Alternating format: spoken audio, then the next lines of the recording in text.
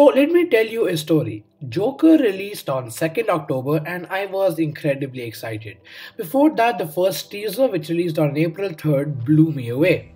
The visuals, the acting, the music, it was all powerful. I couldn't wait for more.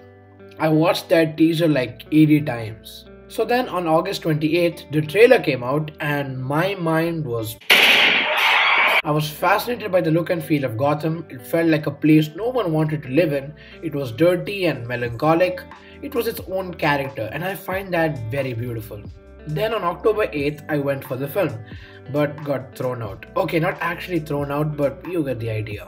I was heartbroken. They didn't even return our money. So everyone told me to just wait for it to come on TV. But no, I was stubborn. I could watch it on TV, but I always wanted my first experience to be in the theater. After 4 months of avoiding spoilers and still getting kinda spoiled, I finally watched the movie in its recent re release, and boy did I love it. Now, there are spoilers up ahead, so go watch the movie first and then hop back in into this video. Cool? Great. Oh god, where do I start? Okay, let's start with the negative aspects about this film, which isn't much. The length slash ending. Now, I have no problem with the ending. My small criticism is that it didn't feel like an ending.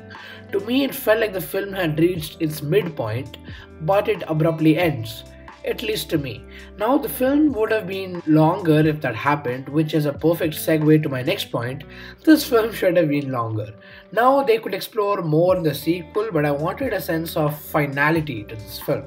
Now, mind you, I am not wanting a final battle. No, I was just wanting the feel of an end. That's it. The violence.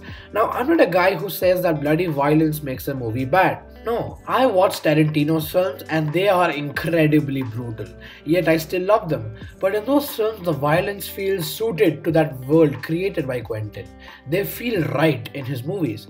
But in Joker, the violence just appears out of nowhere. It's not bad and it's really brutal, yes, but it didn't feel part of this world. Not enough. But it's not a major issue. Now let's get to the good visuals. This movie is visually beautiful. The lighting in this movie is fascinating. The powerful cyan and yellow colors clearly define the city of Gotham. The city looks beautiful yet feels disgusting, and that's why Gotham is done justice visually in Joker. For example, green is a color in nature. It may evoke tension, or envy, or greed, or it may represent power of transition for a character. Whereas warm yellows and oranges may evoke emotion like comfort and home, love, tranquility. Or not. I don't know. It may make you want to go to the bathroom. The score. My god, the score is perfect for this movie. The distorted sound where you feel the beats are played incorrectly adds to the instability of Arthur's mind as he descends into chaos. The score composed by was spectacular. Performances.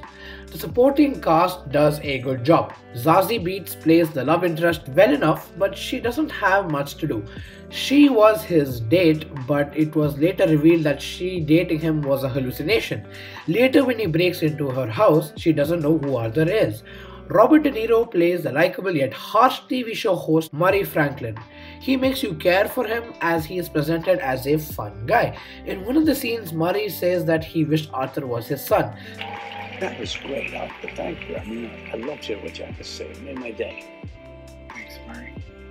You see all this, the lights, the show, the audience, all that stuff. I'd give it all up in a heartbeat to have a kid like you.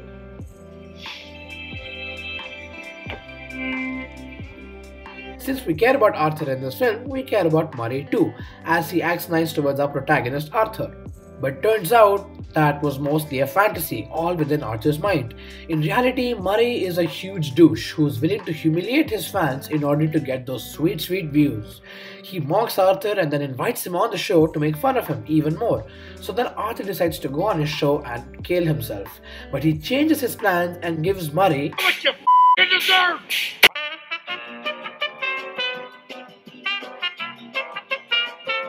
You're awful. Me? I'm awful? Oh yeah, how am I awful? Playing my video. inviting me on the show.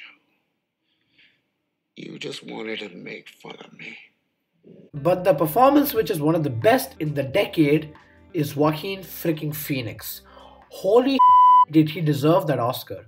Despite the violent outbursts Arthur commits, you still, in a weird and twisted way, care for him. Whoever came up with the idea of Arthur's laughing disease is a freaking genius.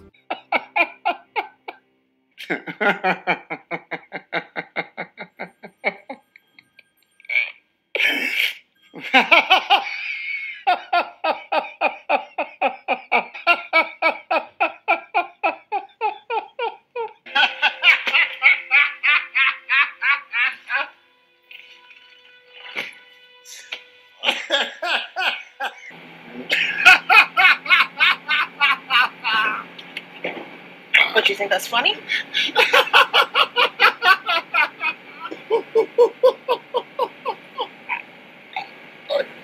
That chilling yet sympathetic laugh. It's like he's trying to stop it, but it just happens out of a sudden and that he cannot stop it.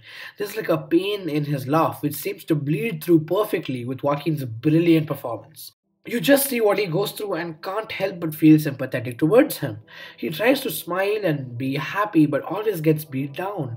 This happens because of the society and the harsh way it treats the poor. After letting loose once, he became a symbol. Arthur was unknown and felt like he didn't exist, but when he's a Joker, everybody knows him and what he's capable of. When he finally becomes the Joker, he is free. He doesn't feel small and worthless anymore, so he dances freely without a care in the world.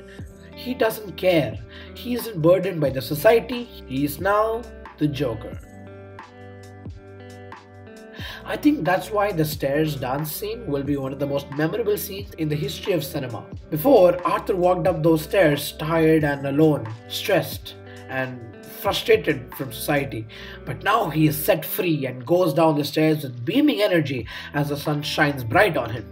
The story sets up and gradually develops the madness, and I freaking loved it. The message. This film doesn't say that violence is the only way out of a problem, because this whole movie is from the perspective of Joker. He can't see another way out, as he already has been through a lot. He kills 3 dudes, his mother, Randy, Murray, because they all have wronged him. What I think this film tells us is that we shouldn't mistreat the little guy. We should not belittle those beneath us, but help them. Because if we don't treat them well, we don't know what they'll end up doing later on. This film feels like one vision and not a product of the studio. And that's great. The writers and directors were given a little freedom and they really made something worthwhile. I love the way DC is going with their own different stories, taking place on different universes, depending on the writer's vision, and it's clearly working out for them. The thing I like about the ending of this movie is that it's up to you. Let me explain.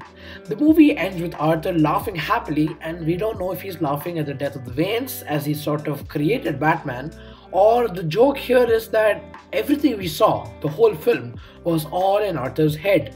But the film doesn't answer that question, and that's the beauty of it. It's an open-ended finish, and it's up to you to decide what to make of it. So yeah, go watch this movie. If you already have watched it, well, watch it again, but with a pair of fresh eyes, as this piece of cinema was truly worth experiencing. Thank you so much for watching.